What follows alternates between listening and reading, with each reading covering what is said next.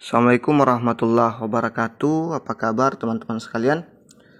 Sebentar lagi kita akan ujian. Ini soal part ke-14 ya dari pedagogi yang saya buat tahun ini.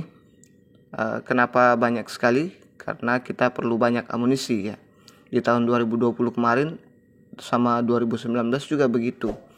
Jadi selain belajar kita juga perlu berdoa karena di UP itu ada juga faktor keberuntungan ya, maaf.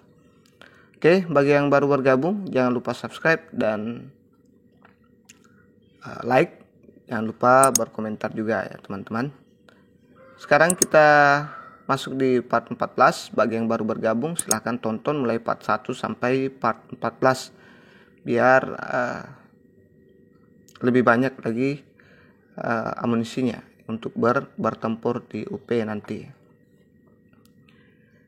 Kita lihat yang pertama, berdasarkan dari langkah-langkah pelaksanaan program remedial terdapat langkah-langkah dalam bentuk menetapkan nilai yang diperoleh peserta didik setelah program remedial dilaksanakan. Ada 3 penetapan yang dipilih untuk digunakan, yaitu A. Menggunakan nilai capaian tertinggi, nilai rata, dan nilai capaian akhir. B. Menggunakan nilai rata, nilai modus atau yang sering muncul, nilai batas KKM. C. Menggunakan nilai tertinggi, batas KKM, nilai median. D. Menggunakan nilai batas KKM, nilai capaian tertinggi, nilai capaian akhir. E. Menggunakan nilai batas KKM, nilai rata, dan nilai capaian akhir. Kira-kira yang mana nih? Dijawab dulu ya. Saya kasih waktu sekitar 5-10 detik seperti biasa.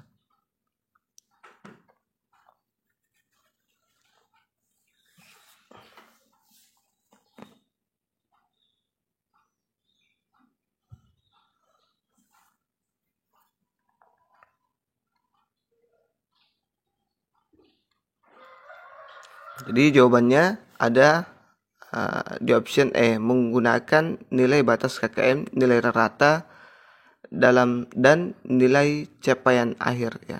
Itu dia 3 penetapan yang dapat dipilih untuk digunakan untuk menetapkan nilai yang diperoleh peserta didik setelah program remedial dilaksanakan. Kita lihat pembahasannya. Yang pertama, penetapan nilai akhir remedial. Ini menggunakan nilai batas KKM ya. Contohnya, contoh Budi pada tes formatif mendapat nilai 60 dengan KKM 70. Setelah remedial diberikan tes dan mendapat nilai 90, maka nilai akhirnya adalah 70 karena dia merujuk pada KKM. Berapapun nilai remedialnya, dia akan tetap di KKM saja karena dia remedial ya. Itu yang pertama, menggunakan nilai batas KKM. Yang kedua, menggunakan nilai rata-rata. Contoh, Budi pada tes formatif mendapat nilai 60 dengan KKM 70. Setelah remedial diberikan tes dan mendapat nilai 90. Maka nilai akhirnya adalah 90 plus 60 dibagi 2. Jadi hasilnya 75 ya. Jadi di sini dia menggunakan rata-rata. Nilai tes awalnya dan nilai tes remedialnya itu dibagi dengan 2. Yang jadi masalah kalau nilai formatifnya terlalu rendah dan nilai remedialnya tetap juga rendah ya. Kalau saya sering gunakan yang ini, simple. Berapapun nilai akhirnya akan tetap dikasih 70 ya. Nah, kalau ini agak biasanya tidak mencapai lagi yang ini. Tidak mencapai lagi KKM. Jadi harus remedial lagi ya. Menggunakan nilai akhir. Contoh, Budi pada tes formatif mendapat nilai 60 dengan KKM 70. Ya, menggunakan nilai akhir. Setelah remedial diberikan tes dan mendapat nilai 90, maka nilai akhirnya adalah 90. Ya, jadi kalau misalnya siswa kita ada yang tes nilai 60, kemudian di remedial dapat 90 atau 100, maka nilainya adalah 90 atau 100 ya. Cuman ini saya pikir kurang adil untuk teman-teman teman-teman siswa kita yang tidak remedial, misalnya dia dapat 75, terus yang remedial malah nilainya 90. Jadi saya cenderung di sini saja ya, teman-teman. Terserah selera teman-teman di mana. Oke. Kita lanjut ke latihan soal berikutnya.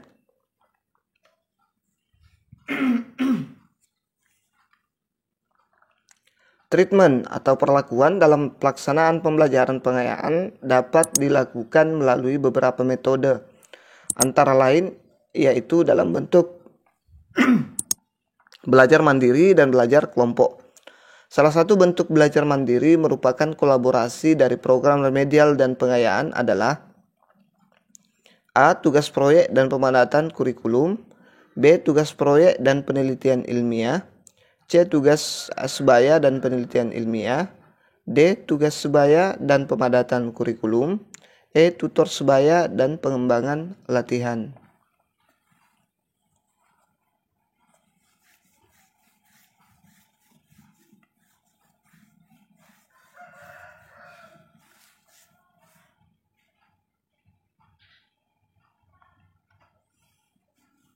Jadi jawabannya ada di option A, tugas proyek dan pemadatan kurikulum.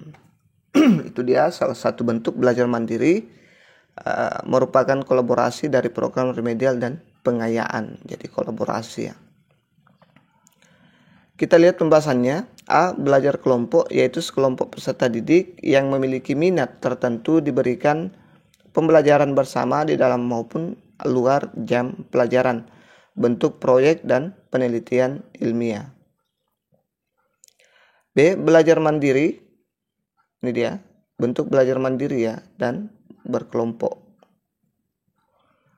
Belajar mandiri yaitu secara mandiri peserta didik belajar mengenai sesuatu yang diminati. Kemudian C. Pemadatan kurikulum adalah pemberian pembelajaran hanya untuk kompetensi atau materi yang belum diketahui peserta didik. Dengan demikian, tersedia waktu bagi peserta didik untuk memperoleh kompetensi atau materi baru, atau bekerja dalam proyek secara mandiri sesuai dengan kapasitas maupun kapabilitas masing-masing.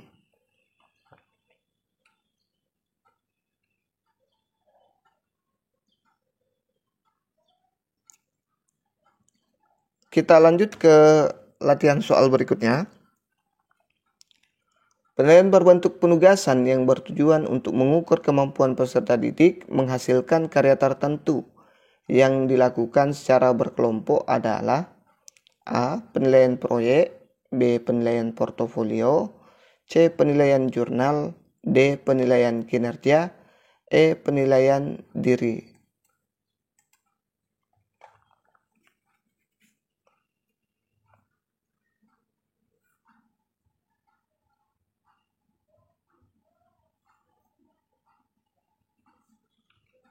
Jadi jawabannya adalah penilaian proyek ya, option A. Nah, menghasilkan karya tertentu, kata kuncinya mungkin di sini ya, teman-teman.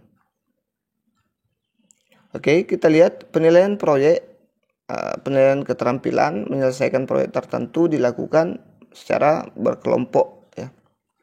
Ini dilakukan secara berkelompok. Penilaian portofolio, penilaian keterampilan kumpulan karya siswa. Penilaian jurnal, penilaian sikap, unsur utama. Penilaian kinerja, penilaian keterampilan fokus pada proses dan hasil. Ya, jadi fokus pada proses dan hasil. Penilaian diri, penilaian sikap, unsur penunjang. Jadi penilaian sikap unsur utama dan penilaian sikap unsur penunjang. Nanti di materi selanjutnya kita akan lihat itu yang penilaian sikap unsur utama dan penilaian sikap unsur penunjang. Saya yakin teman-teman sudah lewati ini di daring ya. Kita lanjut ke latihan soal berikutnya. Jangan lupa subscribe, like, dan bantu share ya teman-teman. Satuan acuan bagi guru dalam melaksanakan kegiatan pembelajaran sehingga dapat membantu proses belajar peserta didik secara optimal. A. Deskripsi mata pelajaran. B. Pengalaman belajar. C. Silabus mata pelajaran. D. Struktur pembelajaran. E. Kompetensi dasar.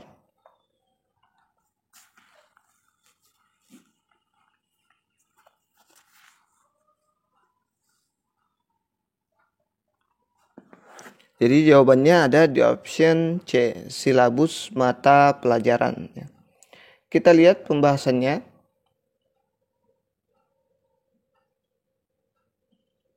Silabus sebagai pedoman pengembangan perangkat pembelajaran lebih lanjut, mulai dari perencanaan, pengelolaan, kegiatan pembelajaran, dan pengembangan penilaian. Selanjutnya, kompetensi dasar adalah sejumlah kemampuan yang harus dikuasai peserta didik dalam mata pelajaran tersebut sebagai rujukan penyusun indikator kompetensi. Selanjutnya, struktur kurikulum merupakan pola dan susunan mata pelajaran yang harus ditempuh oleh peserta didik di dalam kegiatan pembelajaran. Kedalaman muatan kurikulum pada setiap mata pelajaran dituangkan dalam kompetensi yang harus dikuasai peserta didik sesuai dengan beban belajar yang tercantum dalam struktur kurikulum. Pengalaman belajar (learning experience) adalah sejumlah aktivitas siswa yang dilakukan untuk memperoleh informasi dan kompetensi baru sesuai dengan tujuan yang dikehendaki.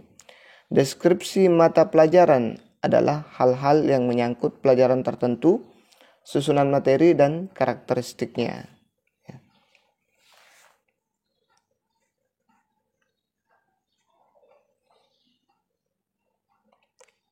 Kita lanjut ke latihan soal berikutnya. Perhatikan berikut. Yang pertama, membuat soal. 2. Menyusun kisi-kisi. 3. Analisis silabus. 4. Membuat kunci jawaban. 5. Menyusun pedoman penskoran. 6. Menyusun lembar jawaban. Urutan langkah-langkah menyusun soal tes yang benar adalah A. 3, 2, 1, 6, 5, 4. B. 3, 2, 1, 6, 4, 5. C. 3, 2, 1, 5, 6, 4. D. 1, 2, 3, 4, 5, 6.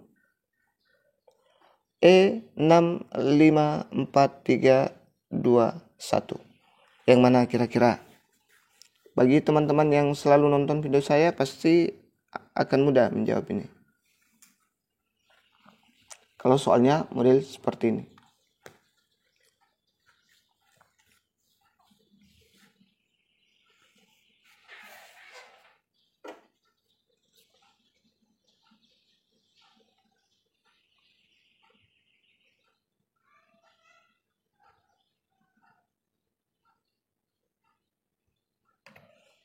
Baik, kita lihat jawabannya ada di option B, 3, 2, 1, 6, 4, 5, yaitu yang pertama analisis silabus, kemudian yang kedua menyusun kisi-kisi, setelah itu membuat soal, selanjutnya menyusun lembar jawaban, selanjutnya membuat kunci jawaban, menyusun pedoman penskoran, saya agak bingung-bingung ya. Yang pertama adalah analisis silabus, menyusun kisi-kisi, membuat soal, menyusun lembar jawaban, kemudian membuat kunci jawaban dan menyusun pedoman penskoran. Ya. Jadi itu dia urutan yang benar. Jadi tips saya begini ya, bagi yang baru nonton gini. Kalau ada yang kembar-kembar seperti ini, kita usahakan kerjakan dulu yang kembar-kembar, ya. Karena dalam soal yang angka-angka seperti ini, menyusun seperti ini, ada satu pengecoh, satu jawaban benar, dan 3 salah. Ini 3 salah ya. Nah, pengecohnya adalah option A. Mirip kan? Ya, cuman beda satu angka saja di paling belakang. Jadi usahakan kalau ada kembar 3 seperti ini dulu yang kita cek, ya. Jangan yang tidak kembar, karena biasa ada yang tidak kembar sama sekali. Itu yang benar-benar salah sama sekali ya. Biasanya ada satu yang benar-benar beda, dua yang mirip-mirip. Nah, kalau ini dia tiga yang mirip,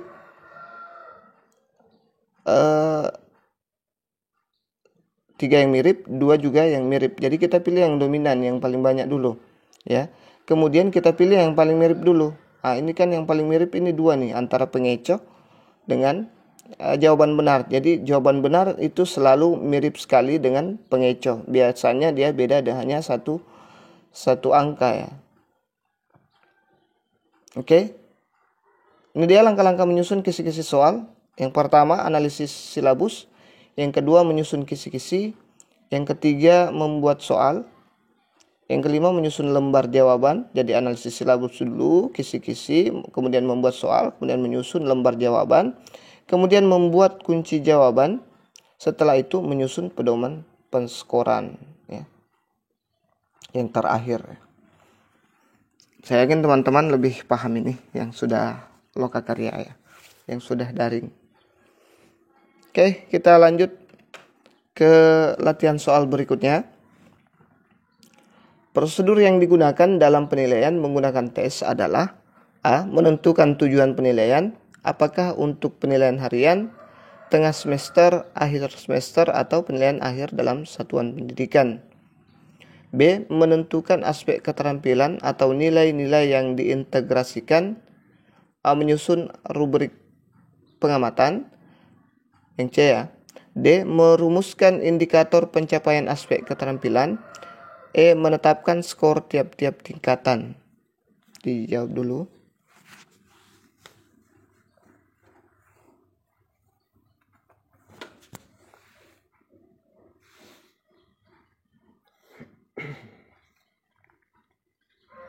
Jadi jawabannya ada di option A, menentukan tujuan penilaian. Ini dia prosedur yang digunakan dalam penilaian menggunakan tes prosedur ya. Yaitu pertama, menentukan tujuan penilaian, apakah untuk penilaian harian, tengah semester, akhir semester, atau penilaian akhir dalam satuan pendidikannya. Harus menentukan apa tujuan penilaian, apakah penilaian harian, tengah semester maupun akhir semester. Kita lihat pembahasannya: penilaian pengetahuan, penilaian keterampilan praktik, penilaian keterampilan. Apa ini? Oh ya, ini penilaian pengetahuan ya. Pengetahuan. Kalau tes itu dia berbentuk penilaian pengetahuan, tes ya. Kemudian ini dia termasuk penilaian praktik, penilaian keterampilan. Nih. Kemudian yang C, menyusun rubrik, juga penilaian keterampilan. D, tujuannya untuk penilaian keterampilannya. Merumuskan indikator pencapaian aspek keterampilan, dia juga masuk di penilaian keterampilan. Menetapkan skor tiap tingkatan juga dia termasuk penilaian keterampilan. Kita lanjut ke latihan soal berikutnya. Budina adalah guru prakarya. Hari ini dia mengajar bagaimana cara menjahit saku baju agar pekerjaannya rapih. Dia menjelaskan di papan tulis teknik pemotongan kain sesuai pola sampai prosedur penjahitan saku.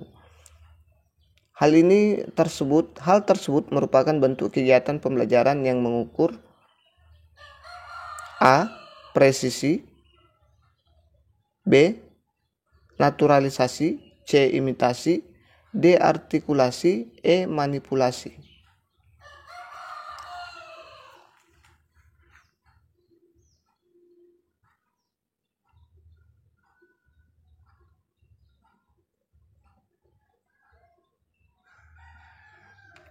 Jadi jawabannya ada di option E, manipulasi ya. Manipulasi ya. Kita lihat pembahasannya. Presisi, mahir dalam melakukan kegiatan sendiri. Ya, mahir dalam melakukan kegiatan sendiri. Naturalisasi, menyelesaikan satu atau lebih keterampilan dengan mudah dan membuat keterampilan otomatis. Imitasi, meniru guru. Artikulasi, memodifikasi keterampilan pada situasi baru. manipulasi melakukan sesuatu tapi masih dipandu guru, ya.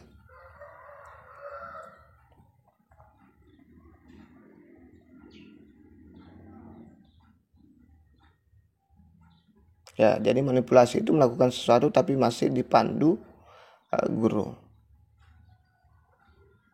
Oke, kita lanjut ke soal latihan berikutnya.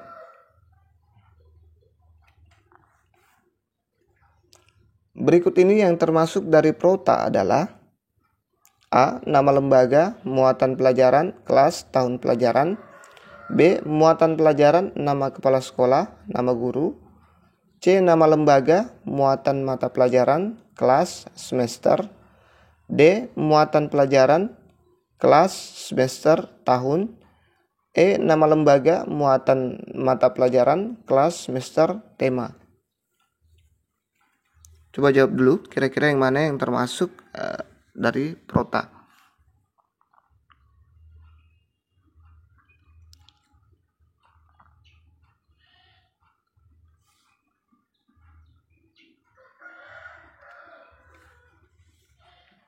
Jadi jawabannya ada di option A. Nama lembaga, muatan pelajaran, kelas, tahun pelajaran.